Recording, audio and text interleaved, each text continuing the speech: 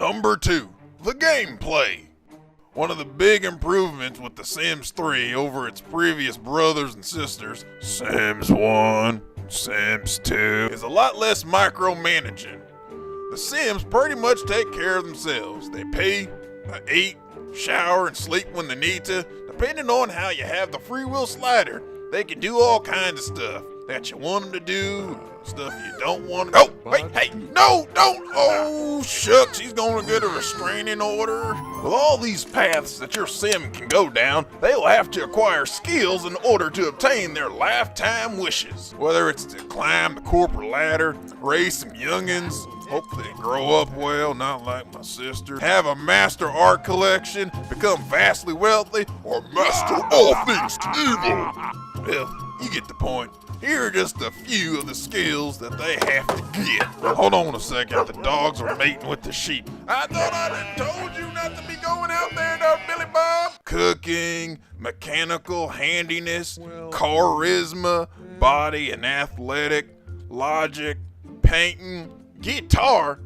You can play the guitar. Fishing, writing, don't you gotta know how to read? Gardening, photography, nectar making, martial arts, sculpting, tattooing, getting ink done, inventing, mixology.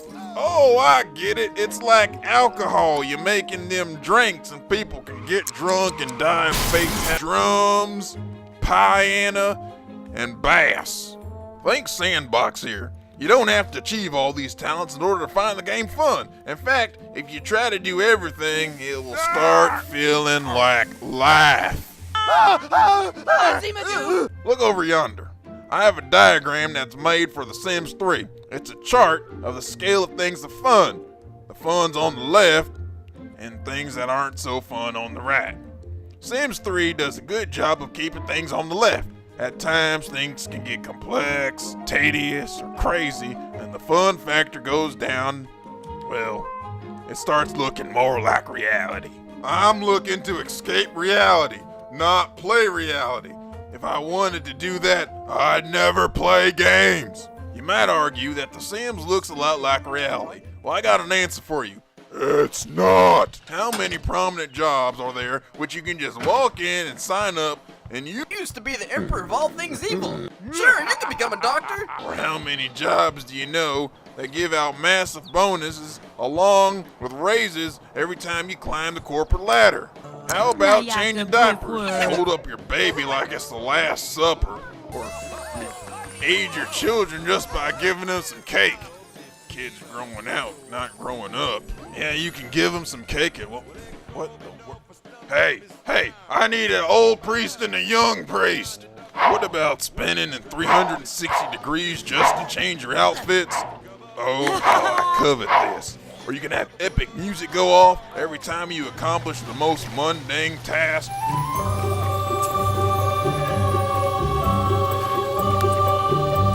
I mean, come on. This ain't no Michael Bay movie.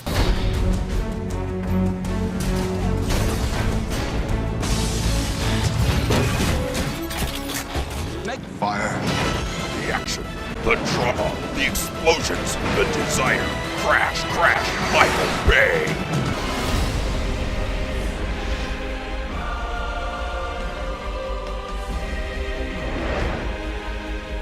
Speaking of epic music, the music is the most polished the game series has ever had. Some guy named Steven Jablonski did it. He composed several games in the past couple years that were really big hits. He also composed several major films like The Island, Texas Massacre of Chainsaw, Wait a minute. Those are all Michael Bay movies. You're telling me that Michael Bay had something to do with The Sims? Sorry, had to take another swallow of moonshine. Woo-wee! Boy, I hit the spot. Now it's time for me to go to the fun bar and wake up. I love you! In The Sims 3, and the expansion pack so far, there are actually artists from all over the world that re-recorded their songs in Simlish. Most of them you probably never heard of, but there are a few that may sound familiar. A wabba sneem gurn ibsuna. It's a quarter after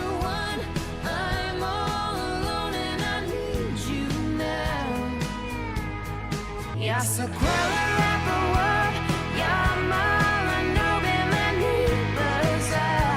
want you when the sun comes up. I wanna make you mine. I wanna make it count. I want you. I want cool. Web sucker hop. I want me but mine. But want me but gal. But want cool.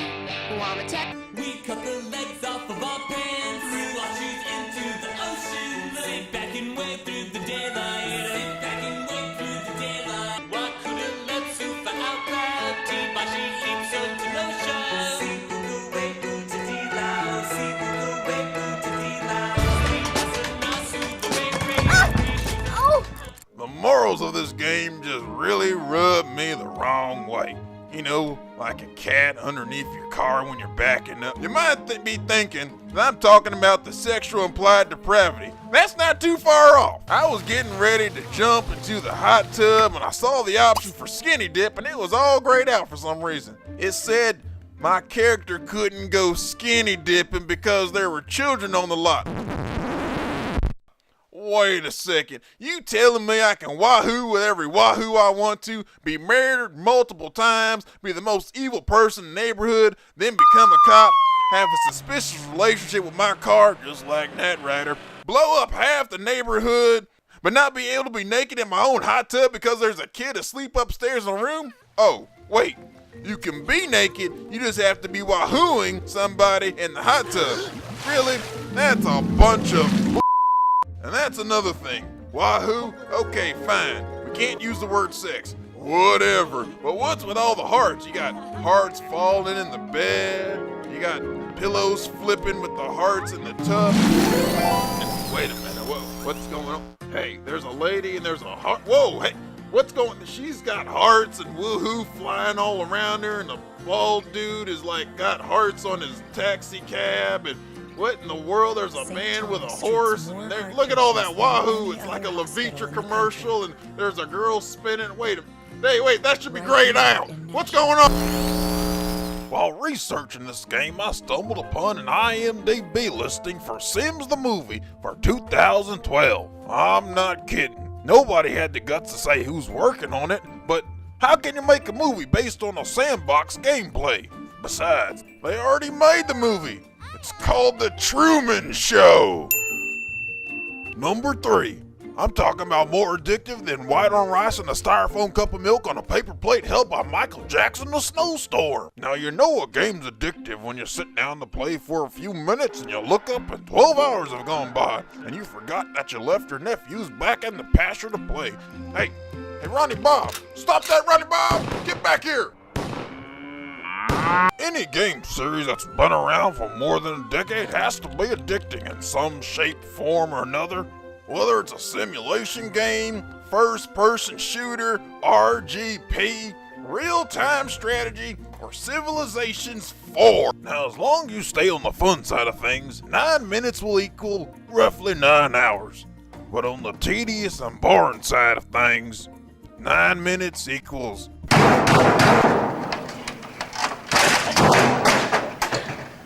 I was fired that day.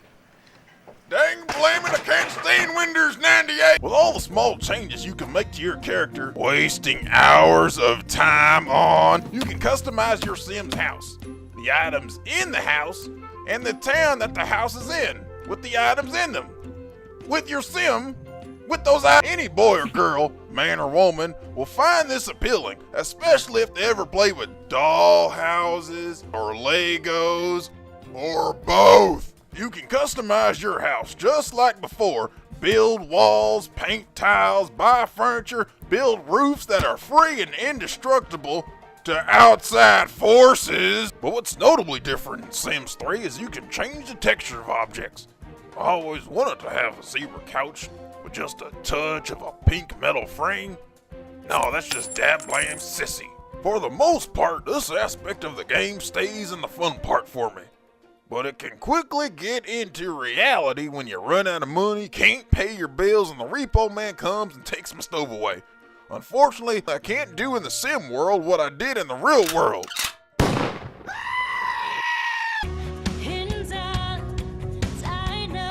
Oh crap, we already did that part. Why has this game made an impact in the gaming community? Well, because it appeals to our emotions. The more we play and change the Sims' lives in a small increment ways, the more we want to see them reach their full potential.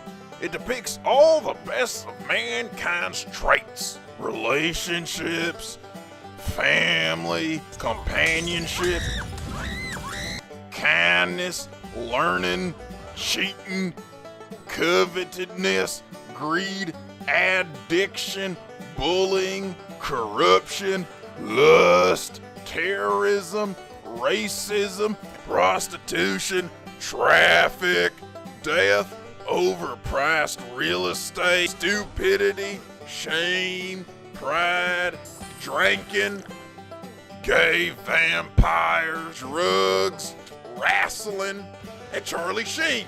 Pretty much the 7 deadly sins with 8 more that Moses forgot to write down because he didn't have the internet. I just really love this game. I love planting things, putting out fires, chopping down the door, jumping on a trampoline, running from the police. I just can't stop playing. Oh, wait, what time is it? Oh, son of a mother Hubbard, I gotta get me to bed. My energy bar's low.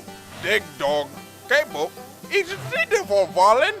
What the devil? I'm speaking that Simlish, like the time I was demon possessed and my daddy had to beat it out of me with a belt and the Bible.